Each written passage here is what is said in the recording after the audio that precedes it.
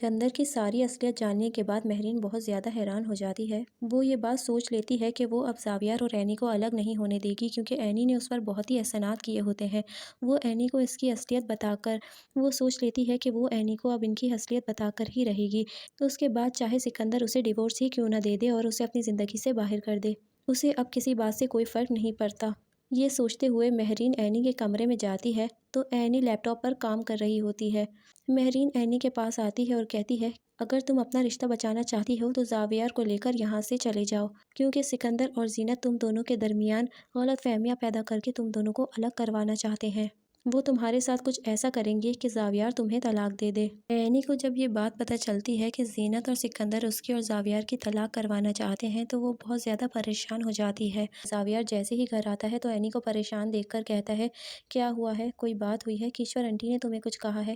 تو any row جاتی ہے اور زاویار سے کہتی ہے کہ زاویار، ہم دونوں بہت جلد اب الگ ہو جائیں گے، کیونکہ انکل مجھے تمہارے ساتھ نہیں رکھنا چاہتے، وہ تمہاری شادی اب سبھی سے کرنا چاہتے ہیں۔ زاویار اینی کا ہاتھ پکڑتا ہے اور اس سے کہتا ہے کہ تمہیں فکر کرنے کی بالکل بھی ضرورت نہیں ہے، تم فکر نہ کرو، میں تمہارا ساتھ کبھی بھی نہیں چھوڑنے والا۔ زاویار جب آفس کے لیے نکل رہا ہوتا ہے تو اس کے دماغ میں صرف اینی کی باتیں گھوم رہی ہوتی ہیں، اور وہ باتوں باتوں میں گاڑی چلاتے ہوئے اس کا چھوٹا سا ایکسیڈنٹ بھی ہو جاتا ہے، اس کو تھوڑی سی چوٹیں آ جاتی ہیں، اس کو ہاسپٹل لے جایا جاتا ہے۔ اتنے میں زینت بیگم اور سکندر وہاں آ جاتے ہیں۔ زینت طعنہ دیتے ہوئے اینی سے کہتی ہے، جب سے تم اس گھر میں آئی ہو ہمارے گھر کو تو جیسے نظر ہی لگ گئی ہے، زاویار کے ساتھ برا ہی ہو رہا ہے۔ یہ سن کر اینی کا دل بہت زیادہ دکھتا ہے اور وہ روتی ہوئی وہاں سے گھر آ جاتی ہے۔ جیسے ہی زاویار کو ہوش آتا ہے تو وہ اینی کا پوچھتا ہے تو زینت اس سے کہتی ہے کہ اینی تو یہاں آئی ہی نہیں ہے، وہ تو اپنے کام میں ہی مصروف ہے، جبکہ میں نے اس سے کہا بھی تھا کہ فوراً زاویار کے پاس آ جاؤ۔ یہ سن کر زاویار کو بہت ہی زیادہ دکھ پہنچتا ہے، کیونکہ وہ اینی سے بہت ہی زیادہ محبت کرتا ہے۔ زینت اسے مزید بھڑکاتے ہوئے کہتی ہے کہ اینی تمہارے قابل نہیں ہے، تمہیں اسے چھوڑ دینا چاہیے اور شبی سے شادی کر لینی چاہیے۔ مگر زاویار کو غصہ آ جاتا ہے اور کہتا ہے، میں اس بارے میں کوئی بات نہیں کرنا چاہتا۔ زینت بیگم اب سوچ لیتی ہے کہ گھی سیدھے ہاتھ سے نہیں نکل رہی تو انگلی ٹیڑھی کرنی پڑتی ہے۔ زینت بیگم اب سوچے گی کہ زاویار ایسے تو اینی کو نہیں چھوڑے گا، اسے کوئی اور راستہ اپنانا پڑے گا۔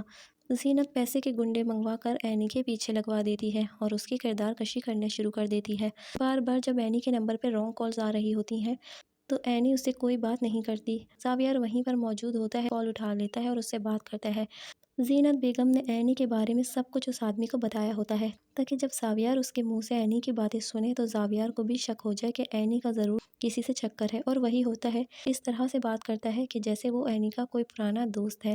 زاویار جب فون رکھتا ہے تو کہتا ہے، اینی یہ تو تمہارے بارے میں سب کچھ جانتا ہے اور اسے تو تمہارے آفس کا بھی پتہ ہے، کیا تم اس سے مل چکی ہو؟ تو اینی صاف صاف منع کر دیتی ہے کہ میں اس سے نہیں ملی۔ کیا یہ سب جاننے کے بعد اب زاویار اینی پر بھروسہ کر پائے گا؟